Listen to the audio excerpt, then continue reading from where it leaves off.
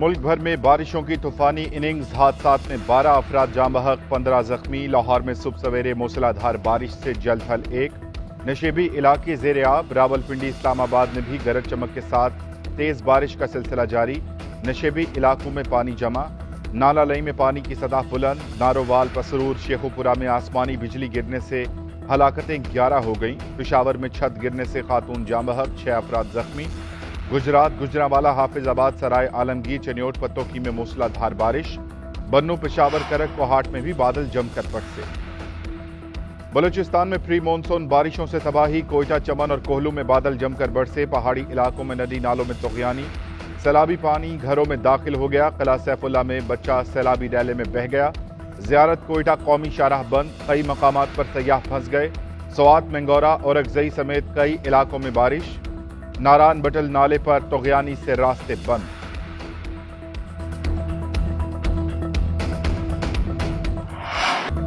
Military courts میں civilians کے trial کا case, chief justice Umar Ata Bandial کی سربراہی میں سپریم کورٹ کا 7 رکنی بینچ آج سماعت کرے گا۔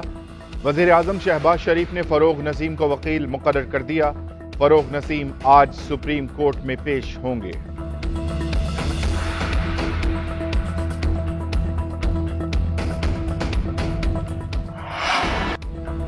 دبئی پاکستانی سیاست کا مرکز بن گیا، نواز شریف کی وطن واپسی کے لیے مشاورت تیز۔ مریم نواز اور نواز شریف کی اہم شخصیات سے ملاقاتوں میں پاکستان واپسی کا روڈ میپ طے کیا جا رہا ہے۔ قانونی الجھنوں کو سلجھانے کے لیے آئینی ماہرین سے صلاح مشورے۔ نواز شریف کے خلاف کیسز کی پیروی کے لیے قانونی ٹیم تشکیل۔ مریم نواز کی نواز شریف کو انتخابات کی تیاریوں کے حوالے سے بریفنگ۔ سابق صدر آصف علی زرداری اور بلاول بھٹو بھی دبئی پہنچ گئے، آج نواز شریف سے ملاقات کریں گے۔ انتخابات اکتوبر یا نومبر میں کروانے، اسمیاں توڑنے، عبوری سیٹ اپ، نواز شریف کی وطن واپسی پر بات چیت ہوگی۔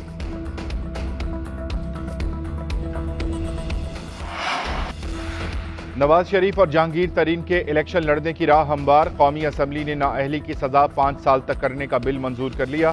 آئین کے آرٹیکل 62(1)(f) کے تحت نااہلی کی مدت تا حیات سے کم ہو کر 5 سال ہو جائے گی۔ الیکشن کمیشن کو انتخابی شیڈول کا اعلان کرنے کا اختیار بھی واپس مل گیا۔ ایکٹ کے تحت الیکشن کمیشن انتخابی پروگرام میں ترمیم کر سکے گا۔ الیکشن کی تاریخ کے لیے صدر مملکت سے مشاورت کی شرط بھی ختم کر دی گئی۔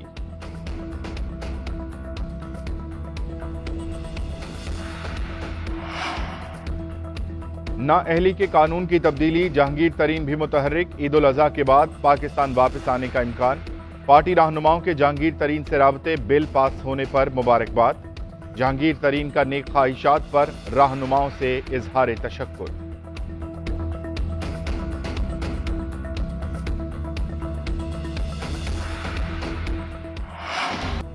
ریٹائرڈ افسروں کے لیے 1 سے زائد پینشن لینے پر پابندی، ریٹائرڈ سرکاری افسر کے انتقال پر بیوہ پینشن لے سکے گی۔ سرکاری افسر اور شریک حیات دونوں کی وفات پر بچوں کو 10 سال تک پینشن ملے گی۔ وزیر خزانہ اسحاق ڈار کا کہنا ہے کہ وفاقی بجٹ میں پینشن ادائیگی 761 ارب سے بڑھا کر 801 ارب کر دی گئی۔ پینشن کے بل کا بوجھ 800 ارب تک پہنچ چکا۔ بعض لوگ بیک وقت آرمی چیف ایگزیکٹو اور صدر پاکستان کی پینشن لیتے رہے۔ قوانین میں تبدیلی کی ضرورت ہے۔ 1 سے زائد پینشن وصول کرنے والوں کو اب کسی ایک پینشن کا انتخاب کرنا ہوگا۔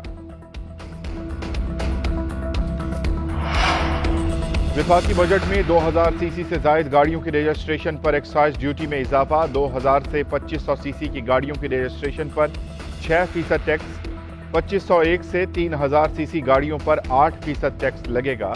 3000 سے زائد کی گاڑیوں پر 10% فکس ٹیکس عائد کیا جائے گا۔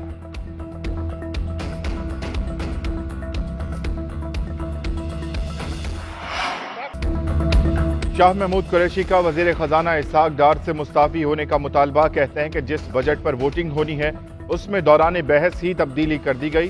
اسحاق ڈار کی کارکردگی غیر تسلی بخش ہے، حقائق پر پردہ ڈال رہے ہیں۔ IMF کا ان پر اعتماد نہیں رہا۔ پارٹی سے متعلق بولے کہ انصاف کا جھنڈا 2011 سے میرے ہاتھ میں ہے۔ پارٹی عہدہ لینے کی افواہوں پر یقین نہیں کرتا۔ اب میں عہدوں اور ٹکٹس کی سیاست سے بالاتر ہوں۔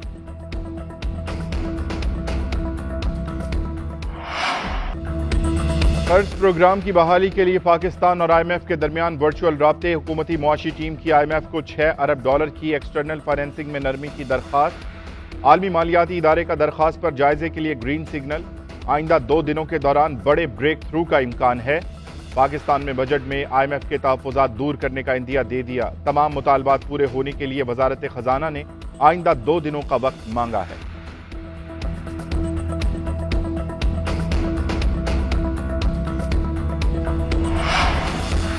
ملک کو سیاسی طور پر انجینئرڈ تجربات کے سرکٹ سے نہیں چلایا جا سکتا، یہ پاکستانیوں کے لیے خواب غفلت سے جاگنے کا وقت ہے۔ PTI رہنما حماد اظہر کہتے ہیں کہ ٹیکس لگانے اور قیمتیں بڑھانے کی بجائے سرمایہ کاری کے راستے کھولیں۔ ہم اپنی ترجیحات سے کس حد تک ہٹ چکے، ریاست اپنی توانائیاں کن نتائج پر لگا رہی ہے، یہ متحد ہونے کا وقت ہے، نفرت اور تفرقے کے بیج بونے کا نہیں۔ چیئرمین سینٹ کے حوالے سے بل کا کسی طور دفاع نہیں کر سکتے، جو بل سینٹ سے پاس ہوا قومی اسمبلی اسے منظور نہ کرے۔ عوام تکلیف سے گزر رہی ہے، ان حالات میں ایسی مراد درست نہیں، ہم ابھی اس کے متحمل نہیں ہو سکتے۔ تاحیات ایسی مراد درست نہیں، وزیر دفاع خواجہ آصف کہتے ہیں انتہائی مساعد حالات میں بجٹ پاس کیا گیا، انشاءاللہ IMF والا بھی معاملہ حل ہو جائے گا۔ ملک میں پچھلے دور میں جو تباہی کی گئی اس کا ازالہ کریں گے۔ جو اراکین پارلیمنٹ حج پر گئے ہیں مکمل طور پر خود خرچ کر کے گئے ہیں، حکومت نے صرف خصوصی فلائٹ کی اجازت دے کر۔ حافظ نعیم کو ووٹ کیوں نہیں دیا؟ PTI کے مزید 6 UC چیئرمین پارٹی سے فارغ کر دیے گئے۔ PTI سندھ کے صدر حلیم عادل شیخ نے برطرفی کا نوٹیفیکیشن جاری کر دیا۔ پارٹی سے نکالے جانے والے نمائندوں کی تعداد 17 ہو گئی۔ نوٹیفیکیشن میں کہا گیا میئر کراچی کے الیکشن سے غیر حاضر رہ کر پارٹی چیئرمین کے احکامات کی خلاف ورزی کی گئی۔ پارٹی سے نکالے گئے اراکین کی تعداد 17 ہو گئی۔ محکمہ داخلہ سندھ نے PTI رہنما فردوس شمیم نقوی کی رہائش گاہ کو سب جیل قرار دے دیا۔ نوٹیفیکیشن جاری۔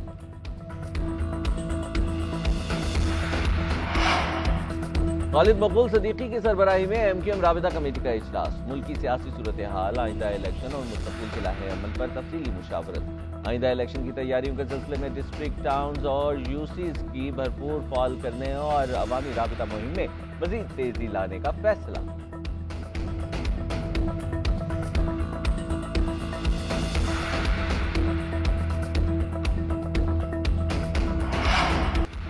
عید الاضحیٰ کی آمد مویشی منڈیوں میں رش۔ لاہور کی مویشی منڈیوں میں بھاؤ تاؤ تیز، گاہکوں اور بیوپاریوں میں ریٹ پر تکرار۔ کراچی میں بھی شہری چھٹی کے روز جانور خریدنے نکل پڑے۔ پشاور کی مویشی منڈیوں میں گاہک بہت کم، ادھر چھریاں تیز کرنے والوں کا کاروبار بھی چمک پڑا۔ کراچی میں چھریاں بختوں کا شو روم کھل گیا۔